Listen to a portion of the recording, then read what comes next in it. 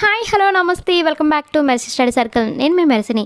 ఈరోజు చెప్పుకోబోయే టాపిక్ ఏంటంటే సైకాలజీ న్యూ టాపిక్ సంబంధించిన 6 టాపిక్స్ ఉన్నాయి కదా. మెటాకాగ్నిషన్, వివేచన, ఆలోచన, ప్రత్యక్షము, భావనోద్భవము, అనుభవాత్మక అభ్యసనము. ఈ 6 టాపిక్స్ నుండి ఎక్కడ బిట్ మిస్ అయ్యకుండా అయితే ప్రతి బిట్ మీకు పేజ్ నెంబర్స్తో సహా అయితే ఇవ్వడం జరిగింది. రివిజన్కు ఈ ఒక్క వీడియో సరిపోతుందండి. సో ఎక్కడ స్కిప్ చేయకుండా ఎండ్ వరకు చూసేయండి. అలాగే మన ఛానల్ మీకు యూస్ఫుల్ అనిపిస్తే మీ అమూల్యమైన సబ్స్క్రైబ్తో నాకు సపోర్ట్ చేయండి ఫ్రెండ్స్. మీ చేసే సపోర్ట్ ద్వారా ఇంకా వీడియోస్ చేయాలని తపన ఎక్కువగా ఉంటుంది. సో ప్లీజ్ సపోర్ట్ చేయండి. ఈ వీడియోకి ఇంకా లైక్ చేయకపోతే ప్లీజ్ లైక్ చేసేయండి ఫ్రెండ్స్. కాగ్నిషన్ అనేది ఏ భాషా పదము? ఆంగ్లము. కాగ్నిషియో అనేది ఏ భాషా పదం? లాటిన్. కాగ్నిషన్ అనే ఆంగ్ల పదము కాగ్నిషియో అనే లాటిన్ పదం నుండి తీసుకోబడింది.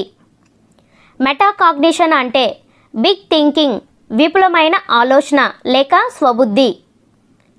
ఒక వ్యక్తి తన ఆలోచనల గురించి ఆలోచించడమే మెటాకాగ్నిషన్.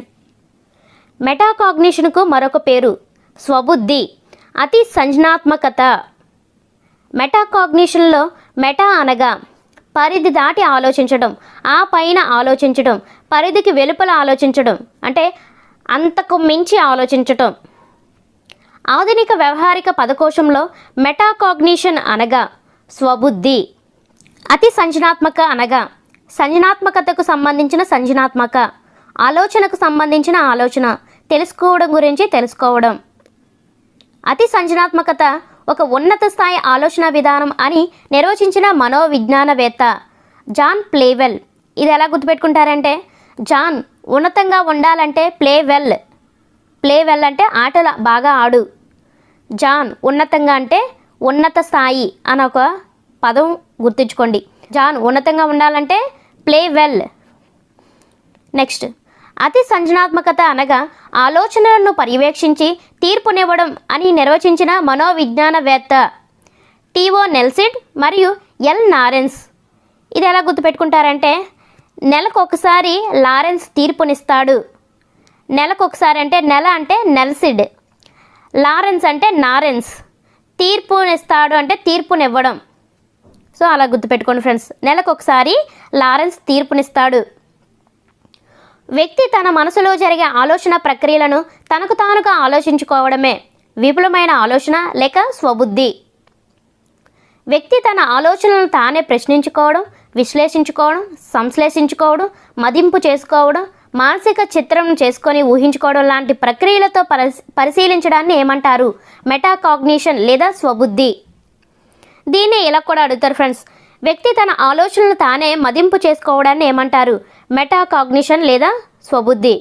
మరొక విధంగా అడిగితే, వ్యక్తి తన ఆలోచనలు తానే మానసిక చిత్రంను చేసుకొని ఊహించుకోవడాన్ని ఏమంటారు? మెటాకాగ్నిషన్ లేదా స్వబుద్ధి. అతి సంజ్ఞాత్మకత వీటి గురించి తెలుపుతుంది. అభ్యసన నైపుణ్యాలు, స్మృతి సామర్థ్యాలు, అభ్యసన పర్యవేక్షణాలు. మెటాకాగ్నిషన్ వలన పెంపొందేది విశ్లేషణాత్మకత, సంశ్లేషణాత్మకత, సృజనాత్మకత, వివేచనాత్మక ఆలోచనలు. విద్యార్థులు మెటాకాగ్నిషన్ను ఉపయోగించుకోవడం వల్ల కలిగే ప్రయోజనాలు: పాఠ్యాంశాలను లోతుగా చదవగలుగుతారు, విద్యార్థులను సమర్థవంతులైన వయోజనులుగా మారుస్తుంది, పాఠ్యాంశాలను అవగాహన చేసుకొని తద్వారా జ్ఞానాన్ని నిర్మించుకోగలుగుతారు. అతి సంజ్ఞాత్మకత 3 రకాలుగా ఉంటాయి. ఒకటి డిక్లరేటివ్ ఆలోచన, విధానపరమైన ఆలోచన, వ్యూహాత్మక ఆలోచన. వ్యక్తి తన సొంత ఆలోచనలను గుర్తించడం జరిగింది. ఇది అతి సంజ్ఞాత్మకతలో ఏ రకమైనది? డిక్లరేటివ్ ఆలోచన. ఒక వ్యక్తి క్లిష్టమైన పనిని గుర్తించి పూర్తి చేయడం జరిగింది. ఇది అతి సంజ్ఞాత్మకతలో ఏ రకమైనది? విధానపరమైన ఆలోచన. వ్యక్తి అభ్యసనను సులభతరం చేసే వ్యూహాలను గుర్తించడం జరిగింది. ఇది అతి సంజ్ఞాత్మకతలో ఏ రకమైనది? వ్యూహాత్మక ఆలోచన. అతి సంజ్ఞాత్మకత 3 అంశీభూతాలను కలిగి ఉంటుంది: అతి సంజ్ఞాత్మక జ్ఞానం, అతి సంజ్ఞాత్మక నియంత్రణ, అతి సంజ్ఞాత్మక అనుభవాలు. వ్యక్తి తన గురించి తాను తెలుసుకోవడం అనేది అతి సంజ్ఞాత్మకతలో ఈ అంశీభూతానికి చెందుతుంది. అతి సంజ్ఞాత్మక జ్ఞానం. వ్యక్తులు తమ అభ్యసన అనుభవాలను నియంత్రించుకోవడం అనేది అతి సంజ్ఞాత్మకలో ఈ అంశీభూతానికి చెందుతుంది. అతి సంజ్ఞాత్మక నియంత్రణ. ప్రస్తుత భావి సంజ్ఞాత్మక ప్రయత్నించడం అనేది అతి సంజ్ఞాత్మకలో ఈ అంశీభూతానికి చెందుతుంది. అతి సృజనాత్మక అనుభవాలు. మెటాకాగ్నిషన్ ప్రక్రియలో 3 అంశాలు ఉంటాయి. ప్రణాళికను ఏర్పరచుకోవడం, ప్రణాళికను పర్యవేక్షించడం, ప్రణాళికను మూల్యాంకనం చేసుకోవడం. పాఠం కానీ లేదా పాఠ్యపుస్తకంలోని అంశాలు క్రమంలో అమర్చే విధానాన్ని గురించి మరియు పాఠ్యాంశ శీర్షిక గురించి ఆలోచించడం అనేవి మెటాకాగ్నిషన్ ప్రక్రియలను పఠనంలో ఉపయోగించుకోవడంలో ఈ అంశానికి చెందుతుంది. పఠన ప్రణాళిక ఏర్పరచుకోవడం. పాఠం పేరును పాఠ్య రచయిత గురించి చదవడం అనేది మెటాకాగ్నిషన్ ప్రక్రియలను పఠనంలో ఉపయోగించుకోవడంలో ఈ అంశానికి చెందుతుంది. పఠన ప్రణాళిక ఏర్పరచుకోవడం. పుస్తక లేదా పాఠ్య పరిచయం మరియు విషయ సూచికను లేదా పాఠం ప్రారంభంలో ఉండే ఉద్దేశాలను చదవడం. ఇది కూడా పఠన ప్రణాళిక ఏర్పరచుకోవడం. పాఠంను తన సొంత మాటలతో వివరించడం అనేది మెటాకాగ్నిషన్ ప్రక్రియలను పఠనంలో ఉపయోగించుకోవడంలో ఈ అంశానికి చెందుతుంది. పఠన ప్రణాళిక ఏర్పరచుకోవడం. పాఠ్యాంశాల పఠనం ద్వారా తనకు ఎంతవరకు అర్థమైంది అనేది మెటాకాగ్నిషన్ ప్రక్రియలను పఠనంలో ఉపయోగించుకోవడంలో ఈ అంశానికి చెందుతుంది. పఠన కార్యక్రమమును పర్యవేక్షించడం. తను వేసుకున్న ప్రశ్నలకు సమాధానం లభించిందా, చదువుతున్న విషయం గుర్తుందా అనేవి మెటాకాగ్నిషన్ ప్రక్రియలను పఠనంలో ఉపయోగించుకోవడంలో ఈ అంశానికి చెందుతుంది. పఠన కార్యక్రమమును పర్యవేక్షించడం. పఠనం మధ్య ఏవైనా సందేహాలు, అస్పష్టతలు ఏర్పడినాయా అనేది మెటాకాగ్నిషన్ ప్రక్రియలను పఠనంలో ఉపయోగించుకోవడంలో ఈ అంశానికి చెందుతుంది. పఠన కార్యక్రమమును పర్యవేక్షించుకోవడం. పఠనానికి ముందు తాను అనుకున్న విధానం క్రమాన్ని పాటించానా లేదా అనేది మెటాకాగ్నిషన్ ప్రక్రియలను పఠనంలో ఉపయోగించుకోవడం వల్ల ఈ అంశానికి చెందుతుంది. పఠన ఫలితాన్ని మూల్యాంకనం చేసుకోవడం. ఏ అంశాలను పాటించినాను, వేటిని వదిలివేసినానని సరిచూసుకోవడం అనేది మెటాకాగ్నిషన్ ప్రక్రియలను పఠనంలో ఉపయోగించుకోవడంలో ఈ అంశానికి చెందుతుంది. పఠన ఫలితాన్ని మూల్యాంకనం చేసుకోవడం. మెటాకాగ్నిషన్ ప్రక్రియలు ఈజీగా అర్థం అవ్వాలంటే ఫస్ట్ ఆఫ్ ఆల్ ఏంటి, పఠన ప్రణాళికను ఏర్పరచుకోవడం.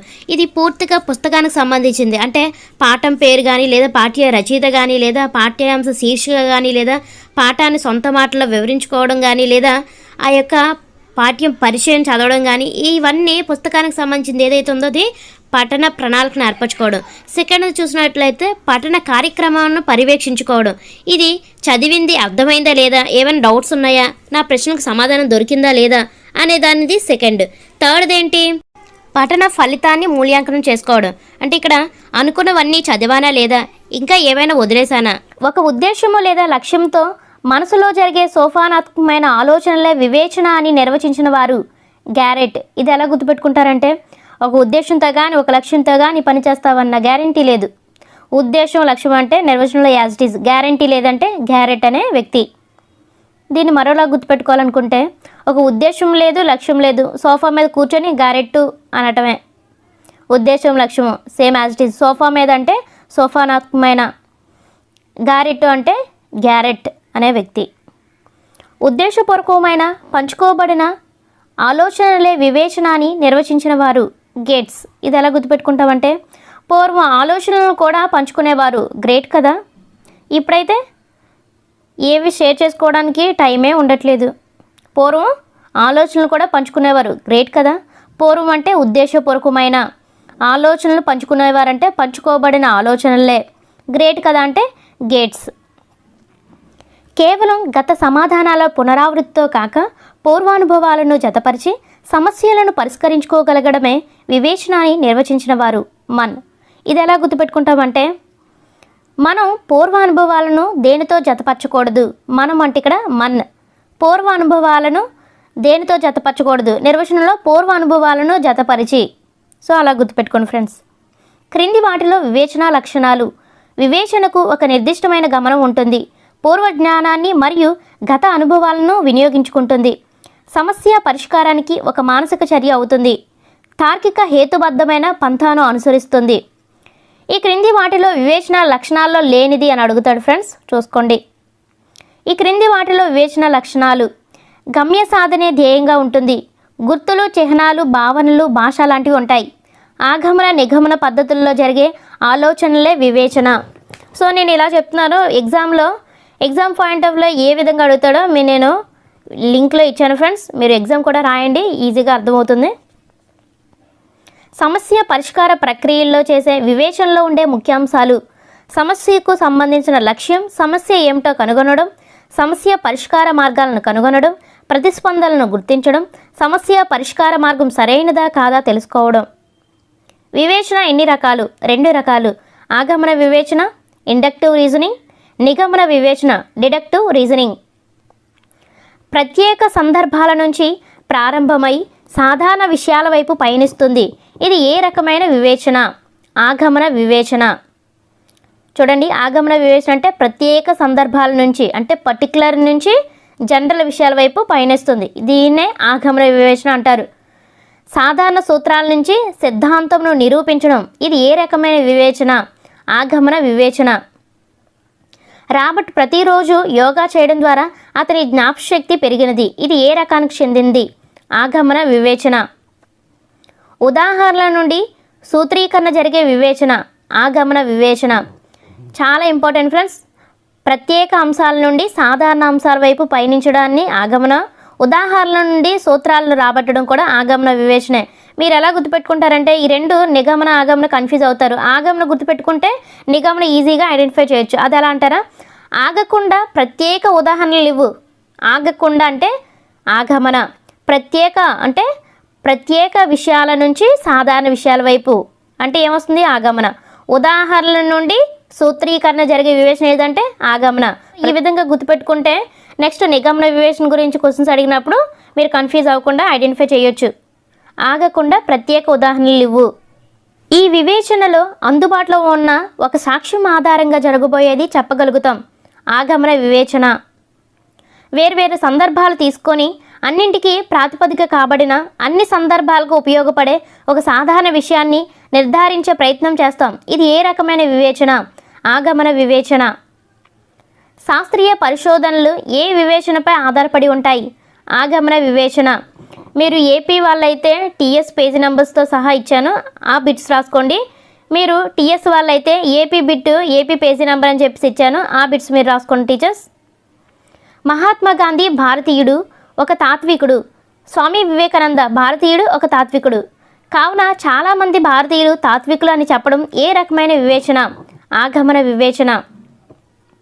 సాధారణ సూత్రాల నుంచి ప్రత్యేక అంశాలను ఆలోచించడం. ఇది ఏ రకమైన వివేచన? నిగమన వివేచన. ఆగమన వివేచనలో అయితే ప్రత్యేక అంశాల నుంచి సాధారణ అంశాల వైపు పయనించడం. సిద్ధాంతం నుంచి సామాన్య విషయాలను రాబట్టడం. ఇది ఏ రకమైన వివేచన? నిగమన వివేచన. ఉష్ణమును గ్రహించినప్పుడు ఘనపదార్థాలైన బంగారము, వెండి, రాగి, ఇనుములను వేడి చేసినప్పుడు వ్యాకోచిస్తాయి అనేది ఏ రకమైన వివేచన? నిగమన వివేచన. న్యాయ ప్రయోగమును దీనికి ఉదాహరణగా చెప్పవచ్చు. నిగమన వివేచన. సూత్రాల నుంచి ఉదాహరణల వైపు వెళుతుంది. ఇది ఏ రకమైన వివేచన? నిగమన వివేచన.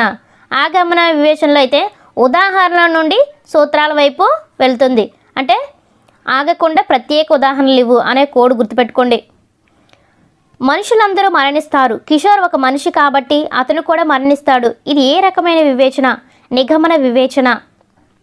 నిగమనాత్మక వివేచనలో 3 దశలు ఉంటాయి. 1 ప్రాథమిక నిజం, ఆధారం, ముగింపు. విద్యార్థుల్లో వివేచనను పెంపొందించేలా ఒక ఉపాధ్యాయునిగా తరగతి గదిలో ఎటువంటి అవకాశాలు కల్పిస్తావు? సమస్య పరిష్కారంను శాస్త్రీయ పద్ధతిలో ఆలోచించేలా చేయడం, నిర్ణయాలు తీసుకోవడంలో తర్ఫీదివ్వడం, విద్యార్థులకు ప్రశ్నలను అడిగే అవకాశం ఎక్కువగా ఇవ్వడం. ఇది తరగతి గది అన్వయంకి సంబంధించిన bit friends. Exam point of వ్యూలో ఎలా ఇస్తారో మీకు ఇక్కడ క్వశ్చన్ ఫ్రేమ్ చేశాను. ఈ క్రింది వాక్యాలను పరిశీలించండి.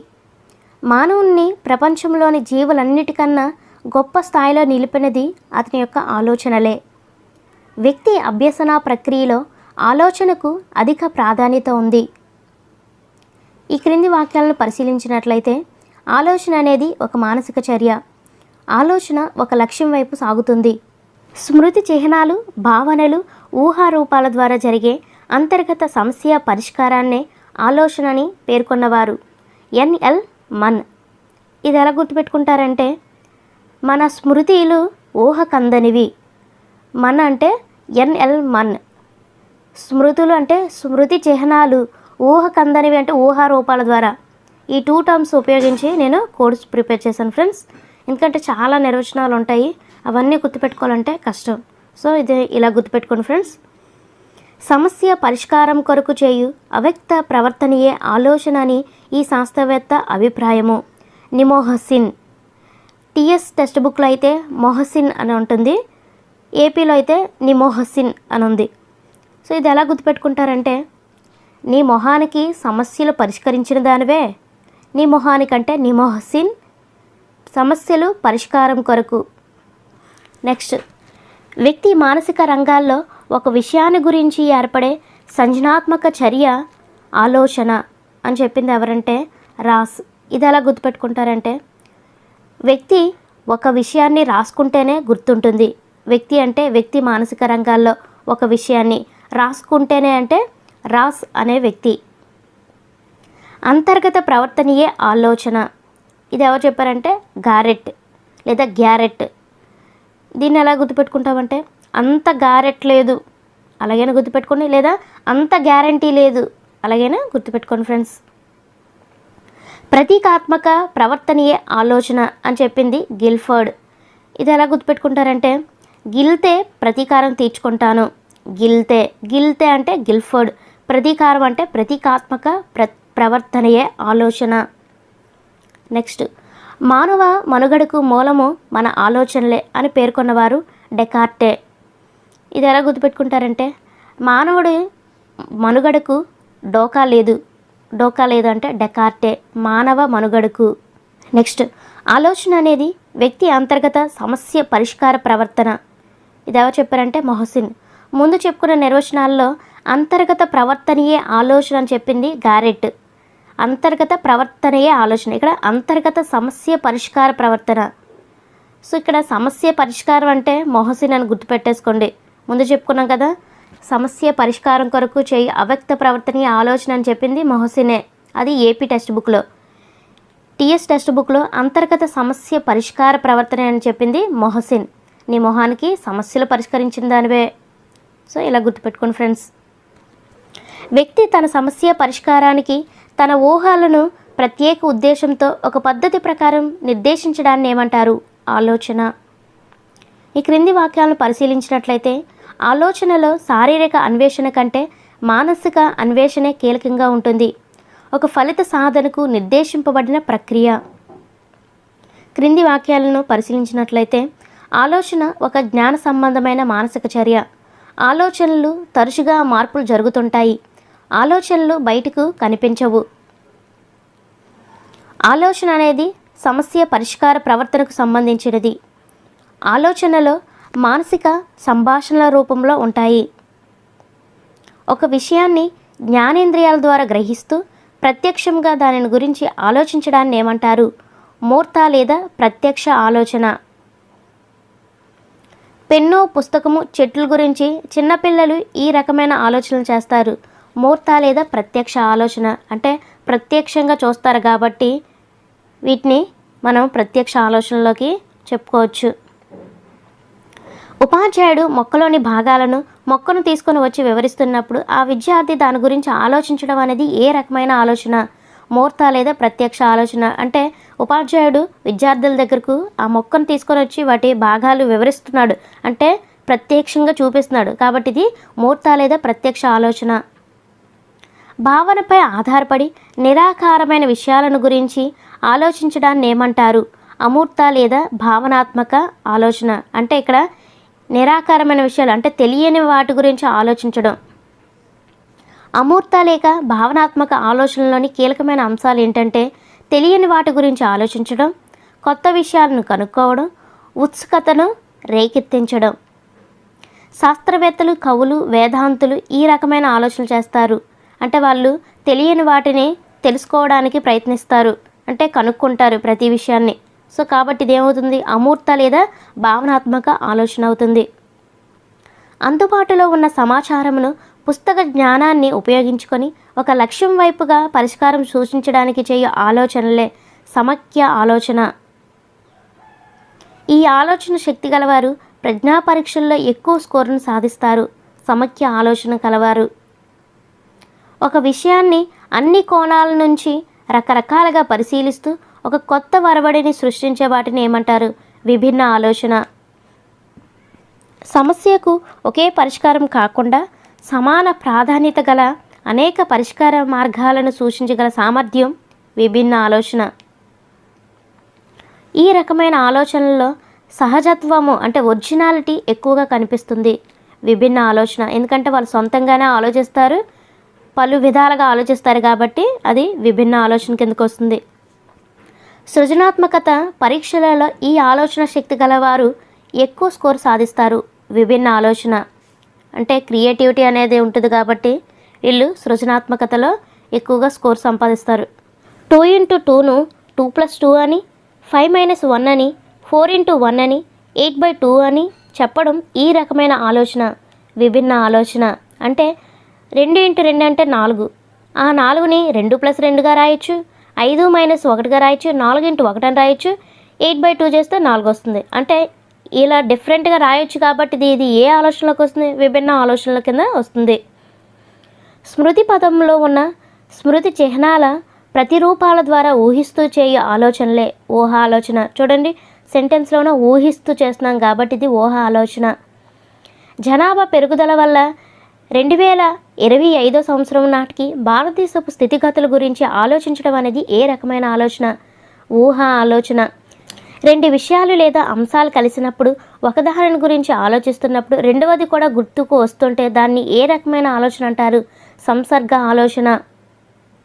పెళ్ళి అనే అంశం గురించి ఆలోచిస్తున్నప్పుడు అప్రయత్నంగానే విందు భోజనం, పెళ్లి పందిరి, బంధువులు గుర్తుకు రావడం అనేది ఏ రకమైన ఆలోచన? సంసర్గ ఆలోచన.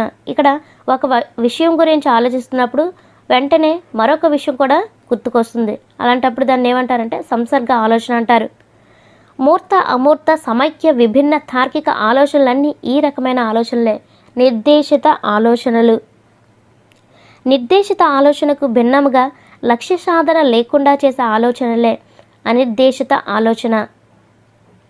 ఈ దశలో స్వైర ఆలోచనలు ఎక్కువగా వస్తాయి. కౌమార దశలో సృజనాత్మకత ఎక్కువగా కనిపించే ఆలోచన నిర్దేశిత ఆలోచన. సృజనాత్మకతకు అవకాశం ఉండని ఆలోచన సమైక్య ఆలోచన. ఇది ఉన్నతమైన ఆలోచన విధానము, హేతుబద్ధ ఆలోచన. ఇది క్లిష్టతరమైన ఆలోచన విధానము, అమూర్త ఆలోచన. ఆలోచనలను ప్రభావితం చేయు కారకాల్లో ప్రధానమైనవి ప్రత్యక్షానుభూతి, ప్రతిమలు, భావనలు, గుర్తులు లేదా సంకేతాలు, భాష. విద్యార్థులలో వివేచనను పెంపొందించేలా ఒక ఉపాధ్యాయునిగా తరగతి గదిలో ఏ విధంగా ప్రోత్సహిస్తావు? హేతుబద్ధమైన ఆలోచనలు ప్రోత్సహించడం, భావ ప్రకటన స్వేచ్ఛను ఇచ్చి ప్రోత్సహించడం, విభిన్న ఆలోచనలు చేయడానికి కల్పనలు, ఊహలకు తావివ్వడం. క్రింది వాటిని జతపరిచినట్లయితే మూర్త ఆలోచననే ప్రత్యక్ష ఆలోచన అంటారు, అమూర్త ఆలోచననే భావనాత్మక ఆలోచన అంటారు, నిర్దేశిత ఆలోచననే సృజనాత్మక ఆలోచనను కూడా పిలుస్తారు, అనిర్దేశిత ఆలోచననే స్వైర ఆలోచన కూడా అంటారు. పర్సెప్షన్ అనేది ఏ భాషా పదం? ఆంగ్లం. పర్సిపియో అనేవి ఏ భాషా పదాలు? లాటిన్. ప్రత్యక్షం అనేది ఏ భాషా పదాల నుండి ఉద్భవించింది? లాటిన్ భాషా పదాల నుండి ఈ ప్రత్యక్షం అనేది ఉద్భవించింది. ఇంద్రియ జ్ఞానానికి అనుభవపూర్వకమైన అర్థాన్ని ఇవ్వడాన్ని ఏమంటారు? ప్రత్యక్షము అంటారు. జ్ఞానేంద్రియాల ద్వారా పరిసరాల్లోని వస్తువులను, వాటి గుణాలను, వాటి మధ్య ఉన్న సంబంధాలను గ్రహించడాన్ని ఏమంటారు? ప్రత్యక్షం అంటారు. తన చుట్టూ ఉన్న పరిసరాలు, పరిస్థితులు ఏ విధంగా కనిపిస్తుందో, ఏ విధంగా వినిపిస్తుందో, ఏ విధంగా అనుభవాన్ని ఇస్తుందో, రుచిని అందిస్తుందో, వాసనను ఇస్తుందో అదే ప్రత్యక్షమని నిర్వచించిన వారు మోర్గాన్. ఇది ఎలా గుర్తుపెట్టుకుంటారంటే నిర్వచనం మొత్తం చూసినట్లయితే చాలా ఎక్కువగా ఉంది అంటే మోర్ ఎక్కువగా ఉంది కాబట్టి ఇంగ్లీష్లో మోర్ అంటాం. సో మోర్ అంటే ఇక్కడ మోర్గాన్. అలా అయినా గుర్తుపెట్టుకోండి. మరొకలా గుర్తుపెట్టుకోవాలంటే ఏ విధంగా మొరపెట్టాలో అర్థం కావట్లేదు. ఏ విధంగా మొరపెట్టాలో చూడండి. ఇక్కడ ఏ విధంగా కనిపిస్తుందో, ఏ విధంగా వినిపిస్తుందో, ఏ విధంగా అనుభవాన్ని ఇస్తుందో. సో ఏ విధంగా అనేది ఎక్కువగా ఉంది కాబట్టి ఆ ఒక్క పదం తీసుకున్నాను. మొరపెడతామో ఏ విధంగా మొరపెట్టాలో, దేవునికి మొరపెట్టడం అంటే ప్రార్థించడం, ఏ విధంగా ప్రార్థించాలో, ఏ విధంగా మొరపెట్టాలో. సో అలా గుర్తుపెట్టుకోండి టీచర్స్. ప్రత్యక్ష నమూనాను రూపొందించిన మనోవైజ్ఞానికవేత్త జెరోమ్ బ్రూనర్. ఇది ఎలా గుర్తుపెట్టుకుంటారంటే ప్రత్యక్షంగా బ్రూ కలపాలి. ప్రత్యక్షంగా బ్రూ కలపాలి. బ్రూ అంటే బ్రోనర్. ప్రత్యక్షంగా అంటే ప్రత్యక్ష నమూనాను రూపొందించిన మనోవైజ్ఞానికవేత్త. బ్రూనర్. ఈ క్రింది వాక్యాలను పరిశీలించినట్లయితే ప్రత్యక్ష ప్రక్రియ నేరుగా నిర్ధారించలేము. ప్రత్యక్షమును మనం పొందే సంవేదనను విశ్లేషిస్తూ వ్యాఖ్యానిస్తాము. ప్రత్యక్షము సంవేదనలపై అంటే సెన్సేషన్లపై ఆధారపడి ఉంటుంది. ఇది ఒక సంశ్లేషణ విశ్లేషణలతో కూడిన ప్రక్రియ. ప్రత్యక్షానికి నిశితమైన పరిశీలన ఉంటుంది. ఇది సమన్వయంతో కూడిన ఒక ప్రత్యేక చర్య. జ్ఞానేంద్రియాల సహాయంతో ప్రత్యక్షాన్ని ప్రారంభించవచ్చు. ఇది అంతర్గత బహిర్గత ప్రేరకాలతో సులువుగా ప్రారంభమవుతుంది. కొన్ని ఉద్దీపనలను అవిరళముగా ఏర్పరిస్తే వ్యవస్థాపనము జరిగే ప్రత్యక్ష నియమము అవిరళ నియమము. ఒకదానికొకటి దగ్గరగా ఉన్న అంశాలను ఒక సమూహంగా ఏర్పరచడాన్ని ఏమంటారు? సామీప్య నియమము. ఒకదానికొకటి ఒకేలా ఉండే అంశాలు ఒక సమూహముగా ఏర్పడటం సామ్య నియమము. అసంపూర్తి ఆకృతులను అర్థవంతమైన పూర్ణ ఆకృతులుగా చూడగలగడం ఏ నియమము? పూర్ణ నియమము. బొమ్మలన్నిటిలో విఘాతాలు ఉన్నా వాటిని గుర్తించదగ్గ అర్థవంతమైన పూర్తి ఆకృతులుగా గమనించడమే పూర్ణ నియమము. ఆకృతి క్షేత్ర సంబంధాన్ని మొట్టమొదటగా వివరించిన మనోవైజ్ఞానికవేత్త రూబిన్. ఇది ఎలా గుర్తుపెట్టుకుంటారంటే రాబిన్ యొక్క ఆకృతి చాలా బాగుంటుంది. ఇలా గుర్తుపెట్టుకోండి ఫ్రెండ్స్. రాబిన్ అంటే ఇక్కడ రూబిన్, ఆకృతి అంటే ఆకృతి క్షేత్ర సంబంధాన్ని మొట్టమొదటిగా వివరించిన మనోవైజ్ఞానికవేత్త రూబిన్. ఈ క్రింది వాక్యాలను పరిశీలించినట్లయితే మనం చూసే ప్రతి వస్తువు వెనుక ఒక దృశ్యం ఉంటుంది. మనం దృష్టిని నిలిపే వస్తువు ఆకృతిగాను, దాని వెనుక గల దృశ్యము క్షేత్రంగాను చెప్పవచ్చు. మీకు ఈ ఎగ్జాంపుల్ చూస్తే అర్థమవుతుంది టీచర్స్. సుధీర్ ఆకాశంలో ఎగిరి పక్షి దృశ్యం చూసినప్పుడు ఆ రెండిటి మధ్య సంబంధాన్ని ఈ విధంగా అనుకున్నాడు. ఎగిరే పక్షి ఏమో ఆకృతి, దాని వెనుక ఆకాశం ఉంటుంది కాబట్టి అది క్షేత్రంగా అనుకున్నాడు. వ్యక్తుల్లో ప్రత్యక్షమును రెండు రకాలైన అంశాలు ప్రభావితం చేస్తుంటాయి. వ్యక్తిగత కారకాలు పర్సనల్ ఫ్యాక్టర్స్, వస్తుగత కారకాలు ఆబ్జెక్టివ్ ఫ్యాక్టర్స్. ఈ క్రింది వారిలో ప్రత్యక్షమును ప్రభావితం చేసే అంశాలు సాహిత్యం, అభిరుచులు, వైఖరులు, సందర్భం, గతానుభవాలు. వ్యక్తి ఒక విషయం మీద ఏకాగ్రతను ఇచ్చేటట్టు చేయగలిగిన మానసిక శక్తిని ఏమంటారు? అభిరుచి. ఒకానొక పరిస్థితికి వ్యక్తికి వస్తువుకి పొందికగా ప్రతిస్పందించడానికి వ్యక్తికి ఉండే సంసిద్ధతనే వైఖరి అని నిర్వహించిన వారు ఫ్రీమన్. ఇది ఎలా గుర్తుపెట్టుకుంటారంటే ఫ్రీగా పొందిగ్గా కూర్చో. ఫ్రీగా అంటే ఇక్కడ ఫ్రీమన్. పొందిగ్గా కూర్చో అంటాను కదా. ఇప్పుడు ఎందుకు అంత ఇరుకిరుగ్గా కూర్చుంటావు? ఫ్రీగా పొందిగ్గా కూర్చో అంటాం కదా. ఇక్కడ పొందిగ్గా కూర్చో అంటే వ్యక్తికి వస్తువుకి పొందిగ్గా ప్రతిస్పందించడానికి వ్యక్తికి ఉండే సంసిద్ధతనే వైఖరి అంటారు. ఫ్రీగా అంటే ఫ్రీమన్. డైనింగ్ హాల్కు వెళ్ళిన వెంటనే ఆహార పదార్థాలు ప్రత్యక్షంలోకి వస్తాయి అనేది వ్యక్తిగత కారకాల్లో ఏ అంశానికి చెందినది? సందర్భం. డైనింగ్ హాల్కి వెళ్తే మనకు తినే ఐటమ్సే గుర్తుకొస్తాయి. అంటే డైనింగ్ హాల్కి వెళ్ళిన సందర్భంలోనే ఆహార పదార్థాలు అనేవి ప్రత్యక్షంలోకి వస్తాయి. పాఠశాలను వదిలినప్పుడు అంత పెద్ద గుంపులో సైతం మన పిల్లలను సులువుగా గుర్తించగలము. ఇది వ్యక్తిగత కారకాల్లో ఏ అంశానికి చెందినది? సాన్నిహిత్యం. అంటే వాళ్ళతో మన యొక్క సాన్నిహిత్యం ఉన్న వల్లే వాళ్ళు ఎక్కడున్నా సరే, ఏ గుంపులో ఉన్నా సరే మనం వెంటనే ఐడెంటిఫై చేయగలం. ప్రత్యక్షం ఏర్పరిచే కారకాల్లో సామ్యం, సామీప్యం, సమమితి అనేవి ఏ కారకాలు? వస్తుగత కారకాలు. వివిధ వస్తువులు లేదా విషయాల మధ్య సంబంధాన్ని గుర్తుల ద్వారా తెలుపున దాన్ని ఏమంటారు? భావన. ఒక వస్తువునకు కానీ, వ్యక్తికి కానీ, సంఘటనకు కానీ, పరిస్థితికి కానీ సంబంధించి కల్పించే సాధారణ అవగాహన ఏమంటారు? భావన. వస్తువులకు, సంఘటనలకు సామాన్య ధర్మాన్ని నిర్దేశించే పదము భావన. స్పష్టమైన భావనలు సులువుగా ఏర్పడాలంటే సరైన క్రమం సన్నివేశాన్ని బాగా పరిశీలించడం, సమాన లక్షణాలను గుర్తించడం, గుర్తించిన లక్షణాలను సంక్షిప్తం చేయగలగడం, లక్షణాలను సరిచూడగలగడం, సరియైన నామకరణం చేయగలగడం. రంగు, ఆకారము, బరువు, స్థలము, కాలము, సమయం వంటివి పిల్లల్లో ఏర్పడే భావనలు మూర్త భావనలు. ఆత్మభావన, రసానుభూతి, కళారాధన, సామాజిక స్పృహ వంటివి పిల్లల్లో ఏర్పడే భావనలు అమూర్త భావనలు.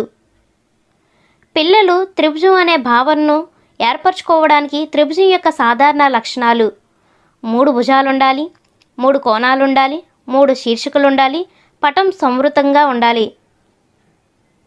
విద్యా విషయక అంశాలలో మనకు 2 రకాల భావనలు ఎదురవుతూ ఉంటాయి.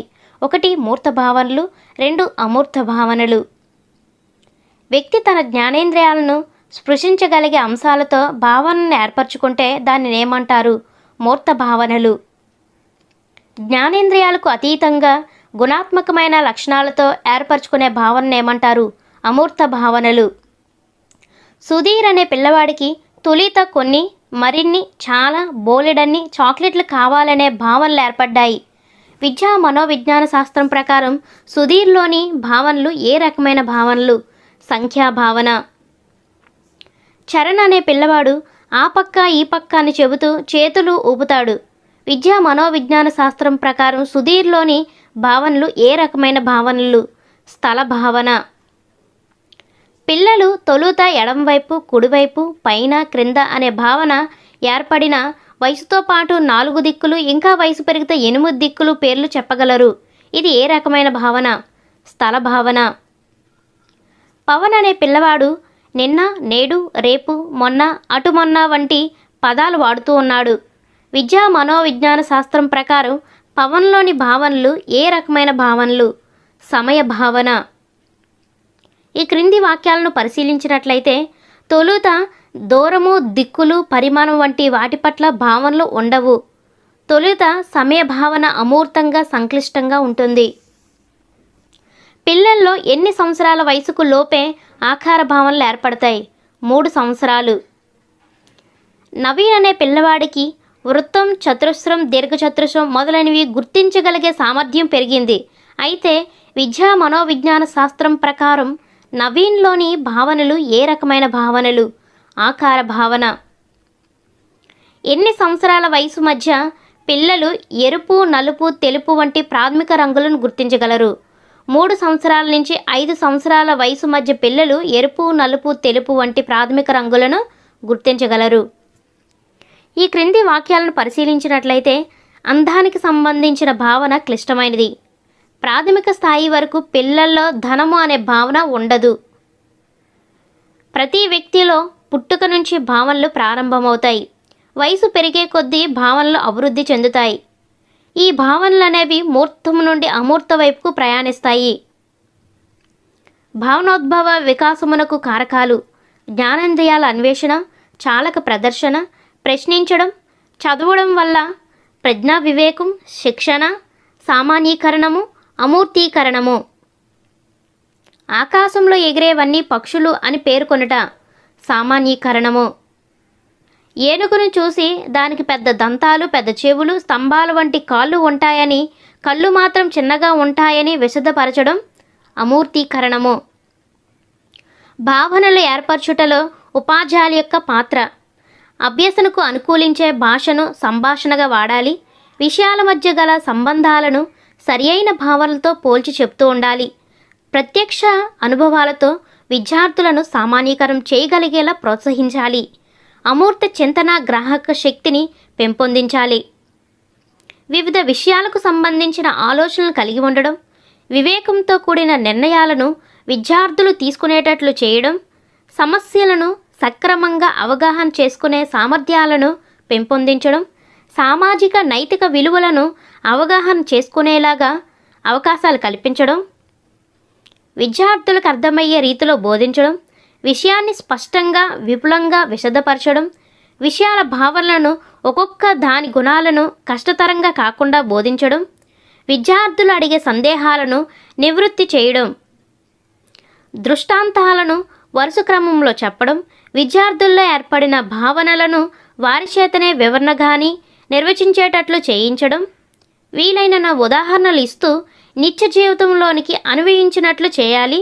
బోధనలో అప్పుడప్పుడు విద్యార్థులు పొందుతున్న భావనలను సరిచూస్తూ ఉండాలి. సో ఇవన్నీ భావనలు ఏర్పరచడంలో ఉపాధ్యాయుల యొక్క పాత్ర. జ్ఞానేంద్రియాల ద్వారా ప్రత్యక్ష అనుభవాలను పొంది వాటి ద్వారా నేర్చుకోవడాన్ని ఏమంటారు? అనుభవాత్మక అభ్యసనము. అభ్యసనపై జ్ఞానేంద్రియాల ప్రభావం ఎలా ఉంటుందో వివరించిన శాస్త్రవేత్త కోహెన్. కోహెన్ అను శాస్త్రవేత్త ఈ విధంగా అభ్యసన జరుగుతుందని నిరూపించాడు. రుచి చూడడం ద్వారా 1%, స్పందించడం ద్వారా 1.5%, వాసన చూడడం ద్వారా 3.5%, వినడం ద్వారా 11%, చూడడం ద్వారా 83%. ఒక్కోసారి క్వశ్చన్ ఎలా అడుగుతాడంటే కోహెన్ అనే శాస్త్రవేత్త రుచి చూడడం ద్వారా ఎంత శాతం అభ్యసనం జరుగుతుందని నిరూపించాడు. సో ఇలా క్వశ్చన్ అడుగుతాడు ఫ్రెండ్స్. ఆప్షన్స్ 1%, 1.5%, 3.5%, 11%, ఇలా క్వశ్చన్స్ అడుగుతాడు ఫ్రెండ్స్. సో చూసుకోండి. లాటిన్ భాషలో ఎక్స్ప్రెన్సియా డోసిట్ స్టూటోస్ అంటే అర్థం ఏంటి? అనుభవం మందబుద్ధిని కూడా వివేకిని చేయును. ఒక వ్యక్తికి కావలసిన జ్ఞానం, నైపుణ్యాలను, సరైన వైఖరులను, ఆలోచనలను, అనుభవాలను కల్పించడం ద్వారా అభ్యసింపజేయవచ్చునని జన్యమైన అభ్యసన సిద్ధాంతాన్ని రూపొందించిన శాస్త్రవేత్త డేవిడ్ కోల్బ్. డేవిడ్ కోల్బ్ రూపొందించిన అభ్యసన సిద్ధాంత ముఖ్యాంశాలేంటి? అభ్యసనం ఒక మానసిక ప్రక్రియ కానీ దాని ఫలితం కాదు. అభ్యసనం ఒక జ్ఞాన నిర్మాణ ప్రక్రియ. అభ్యసనం అనుభవాల ఫలితంగా ఏర్పడే ఒక నిరంతర ప్రక్రియ. అభ్యసనం పరిసరాలతో సర్దుబాటు చేసుకునే ఒక పరిపూర్ణ ప్రక్రియ. డేవిడ్ కోల్బ్ రూపొందించిన అనుభవజన్య అభ్యసనంలో ఎన్ని ప్రక్రియలను పేర్కొన్నాడు? 4. అవేంటంటే మూర్త అనుభవాలు, క్రియాశీలక ప్రయోగం, పర్యావాలోచన, నిశ్చిత పరిశీలన, అమూర్త భావనలను గ్రహించడం. విద్యార్థి తన జ్ఞానేంద్రియాలతో చేపట్టే స్పష్టమైన నిర్దిష్టమైన అనుభవాల వలన ఏర్పడే అనుభూతులను ఏమంటారు? మూర్త అనుభవాలు. అభ్యసన అంశాలను, పరిసరాలను వివిధ దృక్పథాలతో నిశితంగా లోతుగా పరిశీలించి ఆలోచించి వాటిని అవగాహన చేసుకోవడం పర్యావాలోచన, నిశిత పరిశీలన. అభ్యసనంలోని అంశాలను లేదా పరిస్థితులను తార్కికంగా విశ్లేషించి వాటిని బుద్ధిపూర్వకంగా అవగాహనతో చేసుకోవడం అమూర్త భావనల సంగ్రహణ. క్రియాత్మకంగా లేదా పనులతో చేయడంతో చుట్టూ ఉన్న వారిని, పరిస్థితులను ప్రభావితం చేయడం క్రియాశీలక ప్రయోగాత్మక అనుభవం. ఒక వ్యక్తి సైకిల్ తొక్కడం నేర్చుకోవాలనుకున్నప్పుడు ఇతరులు సైకిల్ తొక్కడాన్ని నిశ్చితంగా పరిశీలించడం లేదా చూడడం అనేది డేవిడ్ కోల్బ్ రూపొందించిన అభ్యసన వలయంలోని ఈ ప్రక్రియను వివరిస్తుంది. పర్యావాలోచన, నిశిత పరిశీలన అంటే ఇక్కడ పరిశీలిస్తున్నాడు అన్నమాట. ఇతరులు సైకిల్ తొక్కడాన్ని నిశితంగా పరిశీలిస్తున్నాడు. ఒక వ్యక్తి సైకిల్ తొక్కడం నేర్చుకోవాలనుకున్నప్పుడు సైకిల్లో వివిధ భాగాలను పనిచేసే తీరు, నడిపే తీరు భావనలను అవగాహన చేసుకోవడం అనేది డేవిడ్ కోల్బ్ రూపొందించిన అభ్యసన వలయంలోని ఈ ప్రక్రియను వివరిస్తుంది. అమూర్త భావనల సంగ్రహణ అంటే ఇక్కడ ఆ భాగాలను పనిచేసే తీరును, నడిపే తీరు భావనలను అవగాహన చేసుకోవడం అన్నమాట. అంటే ఇవి అమూర్తంగా అంటే బయటికి కనిపించవు, కానీ వాటిని ఏ విధంగా పనిచేస్తున్నాయో అర్థం చేసుకోవడం, అవగాహన చేసుకోవడం అనేది అమూర్త భావనల సంగ్రహణ కిందకు వస్తుంది. ఒక వ్యక్తి సైకిల్ తొక్కడం నేర్చుకోవాలనుకున్నప్పుడు పెద్దల నుండి లేదా సైకిల్ నడపడం తెలిసిన పెద్ద పిల్లల నుండి సూచనలు అందుకోవడం అనేది డేవిడ్ కోల్బ్ రూపొందించిన అభ్యసన వలయంలోని ఈ ప్రక్రియను వివరిస్తుంది. మూర్త అనుభవాలు. మూర్త అంటేనే మనం తెలుసుకోవడం అంటే క్లియర్గా ప్రత్యక్షంగా తెలుసుకోవడం అనమాట. అంటే పెద్దల నుండి ద్వారా కానీ లేదా సైకిల్ నడపడం తెలిసిన పెద్ద పిల్లల నుండి స్వయంగా తెలుసుకోవడం, ప్రత్యక్షంగా తెలుసుకోవడం అనేది మూర్త అనుభవాల్లోకి వస్తుంది.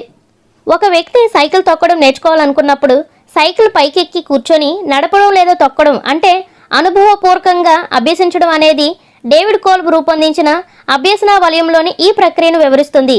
క్రియాశీలక ప్రయోగాత్మక అనుభవం. ఇక్కడ ఏంటంటే స్వయంగా తనే సైకిల్ మీద కూర్చొని తొక్కడం, నడపడం అనుభవపూర్వకంగా అభ్యసిస్తున్నాడు. దీన్ని ఏమంటారు? క్రియాశీలక ప్రయోగాత్మక అనుభవం. సో పేరులోనే ఉంది, క్రియాత్మకంగా లేదా పనులతో లేదా చేయడంతో అనుభవపూర్వకంగా తెలుసుకోవడం అనమాట. సో ఈ 4టికి కోల్బ్ ఉదాహరణ ఇచ్చి, సో ఇది టీచర్స్ టోటల్గా 200+ బిట్స్ అయితే ఇవ్వడం జరిగింది. మీకు ఇండివిజువల్ సంబంధించిన బిట్స్ కావాలంటే మెటాకాగ్నిషన్ సంబంధించిన బిట్స్ కానివ్వండి, వివేచన టాపిక్ సంబంధించిన బిట్స్ కానివ్వండి, అలా మీకు ఇండివిజువల్గా కావాలి అనుకుంటే ప్లేలిస్ట్లు అయితే ఉన్నాయి, చూసేయండి ఫ్రెండ్స్. ఈ వీడియోస్ మీకు యూస్ఫుల్ అనిపిస్తే మీ అమూల్యమైన సబ్స్క్రైబ్ నాకు సపోర్ట్ చేయండి. ఈ వీడియోకి ఇంకా లైక్ చేయకపోతే ప్లీజ్ లైక్ చేసేయండి ఫ్రెండ్స్. ఇలాంటి మరిన్ని అప్డేట్స్ కోసం మన ఛానల్ చూస్తూ ఉండండి. Thank you for watching.